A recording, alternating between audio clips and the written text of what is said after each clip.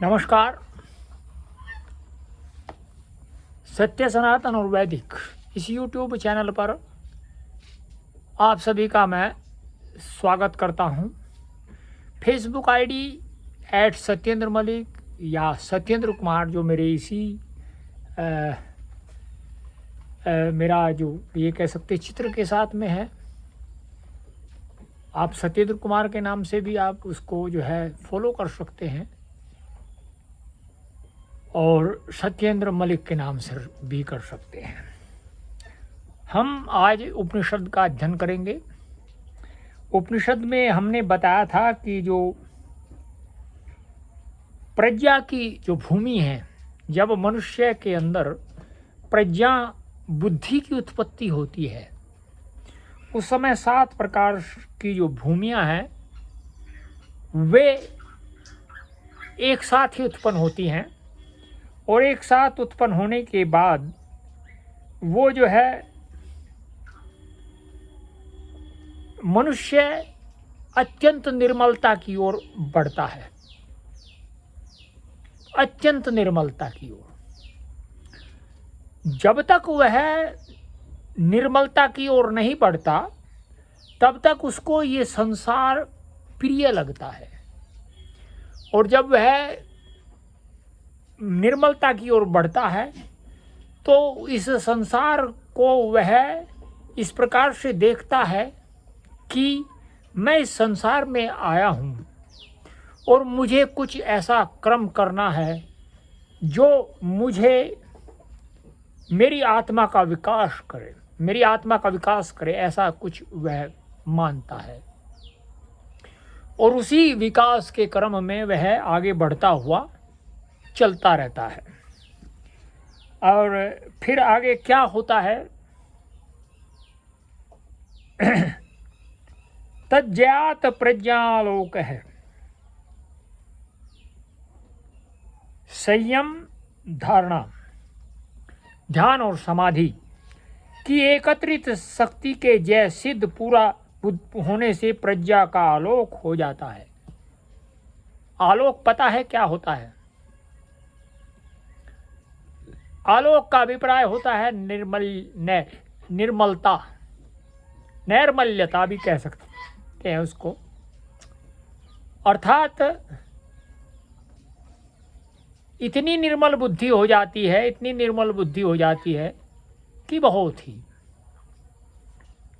तो आगे बढ़ते हैं। बुद्धि के निर्मल होने का अभिप्राय यह है कि उसके द्वारा दूरस्थ या दीर्घ कालांतर रहित विषयों का भी सम्यक ज्ञान हो जाता है। अब आप समझ सकते हैं, दूरस्थ अर्थात दूर स्थित, दीर्घ कालांतरित, दीर्घ काल में भी जो घटनाएं घटी हैं उन विषयों का भी जो विषय हुए हैं उसको ज्ञान हो जाता है। इस प्रकार से निर्मल बुद्धि होती है। जो लोग ये मानते हैं कि बुद्धि की निर्मलता धूम्रपान करने से है, क्योंकि बहुत सारे लोग होते हैं जो योग करते हैं, कहते हैं वो योग, मैं नहीं मानता वो योग करते हैं। वे ये कहते हैं कि अगर हम कुछ तो दिन भर ही भांग पीते हैं और वो भी जो है बुद्धि की निर्मलता बताते हैं। जब भांग पी, जब तक ये शरीर शुद्ध नहीं होगा तब तक मुझे ये आज तक समझ नहीं आया कि इस बुद्धि की शुद्धता कैसे हो सकती है, क्योंकि शरीर में ही बुद्धि है। आगे बढ़ते हैं। सत्व पुरुषयो शुद्धि साम्य कैवल्यम, अर्थात सत्व कहते हैं बुद्धि को, और पुरुष की शुद्धि समान एक जैसी हो जाने पर कैवल्य होता है। महर्षि व्यास ने इस सूत्र पर भाष्य करते हुए लिखा है कि सत्व में अब अविद्या निवृत्त हुई, उस समय अविद्या नहीं रहती है। तो रोग आदि दोष दूर हुए। जब तक अविद्या है तब तक रोग है। इनके दूर होने से कर्म छूटे, कर्म शैथिल्य हो जाते हैं। कर्म के छूटने से जन्म छूटा और जन्म के छूटने से दुख छूटा, दुख के छूटने से मोक्ष हुआ। समाधि पाद के अंत में लिखा है, ऋतंभरा तत्र प्रज्ञा। तब प्रज्ञा ऋतंभरा केवल सत्य ग्राहक निर्भरमा हो जाती है। ऋतंभरा पता है क्या है? वो जो सत्य को ही केवल और केवल सत्य को ही ग्रहण करे, वह ही ऋतंभरा है। वैसे नहीं पता है ऋतंभरा क्या होता है। श्रुतानुमान प्रज्ञाभ्याम मन्य विषया विशेषार्थत्वात्, अर्थात वह ऋतंभरा बुद्धि विशेष विषयिणी होने से श्रुत शास्त्र और अनुमान की प्रज्ञा से भिन्न विषया है। वहां क्योंकि अनुमान जब लगा जाता है तो वह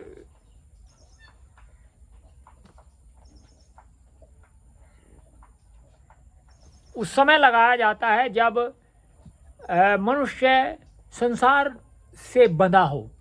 जब वह संसार से ही छूट जाता है तो उसकी जो ऋतंभरा है वह बुद्धि जो है विशेष प्रकार की होती है। आगे, शास्त्र और अनुमान से भी पदार्थों का ज्ञान होता है परंतु साक्षात्कार नहीं होता। इस ऋतंभरा बुद्धि की विशेषता यही है कि इससे साक्षात्कार होता है।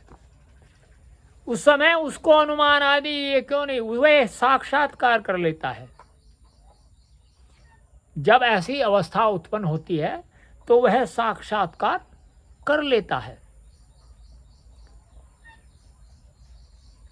अनुमान जब तक उसको साक्षात्कार नहीं होता है तब तक उसको आवश्यकता पड़ती है।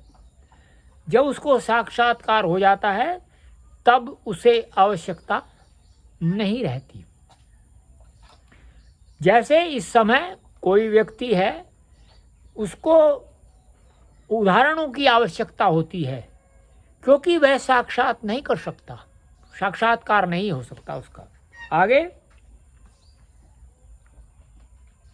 तज्जय संस्कारो अन्य संस्कार प्राबंधी। इससे उत्पन्न हुआ संस्कार अन्य संस्कारों को हटाने वाला है।